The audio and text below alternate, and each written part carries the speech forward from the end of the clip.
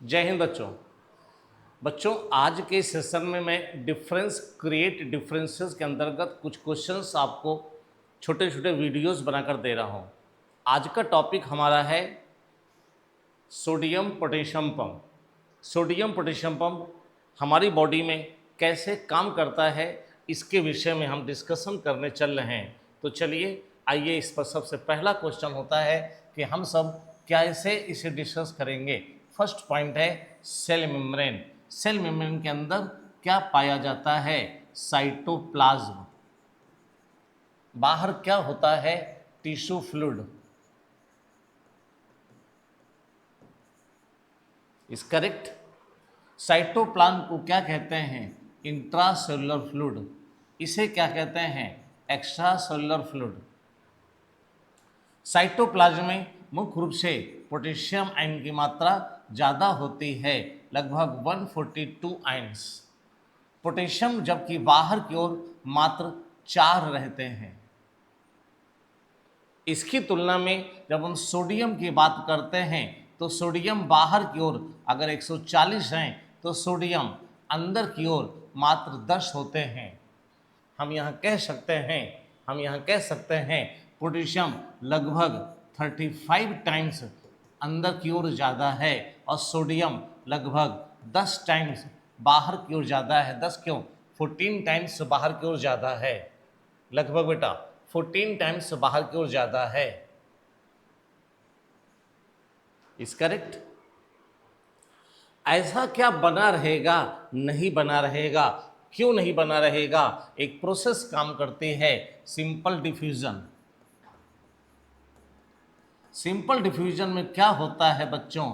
Simple diffusion वो process है जिसमें अंदर पाए जाने वाले पोटेशियम बाहर आते हैं और बाहर पाए जाने वाले सोडियम की अधिक कंसंट्रेशन अंदर जाती है। ऐसा होने से क्या होता है? ये नंबर इसका डिस्टर्ब होता है। इसे कहते हैं इक्विलिब्रियम। डिस्टर्ब हो जाता है। इक्विलिब्रियम बेटा डिस्टर्ब हो जाता है। इक्विलिब्रियम डिस्टर्ब हो जाता है। इक्विलिब्रियम डिस्टर्ब हो जाता है। इस इक्विलिब्रियम को मेंटेन करने के लिए हमारी सेल मेम्ब्रेन में इस इक्विलिब्रियम को मेंटेन करने के लिए हमारी सेल मेम्ब्रेन पर एक प्रोटीन होती है जिसे हम लोग एंजाइम कहते हैं, और ये एंजाइम हो जाता है, इसका नाम हो जाता है बेटा सोडियम पोटेशियम एटीपीएज। बच्चों इस सोडियम पोटेशियम एटीपीएज पर अंदर की ओर 3 बाइंडिंग साइट होते हैं। 3 सोडियम के लिए बाइंडिंग साइट हैं। 3 सोडियम के लिए अंदर की ओर बाइंडिंग साइट हैं और बाहर की ओर 2 बाइंडिंग साइट हैं फॉर पोटेशियम बेटा, फॉर पोटेशियम। यानी कि ये अंदर की ओर 3 सोडियम को बाइंड करता है, बाहर की ओर 2 पोटेशियम को बाइंड करता है। उसके बाद बच्चों ये अपना कॉन्फ़िगरेशन चेंज करता है और ये सोडियम पोटेशियम एटीपीएज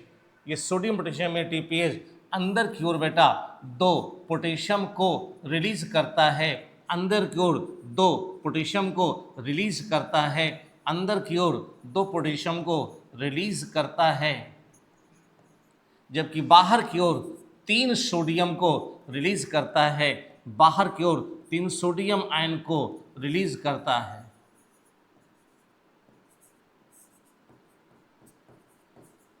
इस प्रकार से सोडियम पोटेशियम पंप काम करता है और अंदर गया हुआ सोडियम बाहर आ जाता है और बाहर आया हुआ पोटेशियम अंदर चला जाता है और फिर हम कहते हैं कि इक्विलिब्रियम मेंटेन रहता है। फिर हम कहते हैं इक्विलिब्रियम फिर मेंटेन हो जाता है। इक्विलिब्रियम बेटा इस प्रकार से मेंटेन रहता है। इक्विलिब्रियम इस प्रकार से मेंटेन रहता है। इक्विलिब्रियम इस प्रकार से मेंटेन रहता है।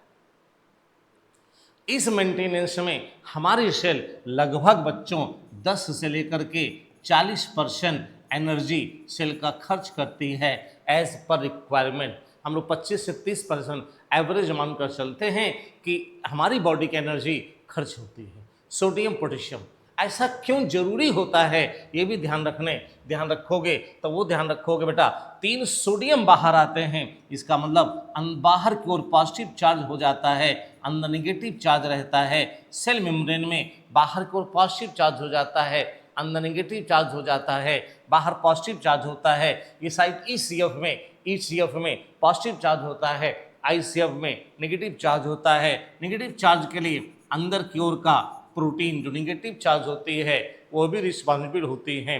ये पोटेंशियल डिफरेंस क्रिएट करता है जो किसी भी मैकेनिज्म के लिए बहुत जरूरी होता है। सो दैट बेटा this is all about the sodium potassium ATPase, जो एक एक्टिव प्रोसेस होती है जिसमें एनर्जी खर्च होती है। Okay, thank you. Sky PMT के इस YouTube चैनल को आप देखते रहिए, अपने कमेंट इस पर जरूर दीजिए, या आपको वीडियो कैसा लगा। थैंक यू, धन्यवाद।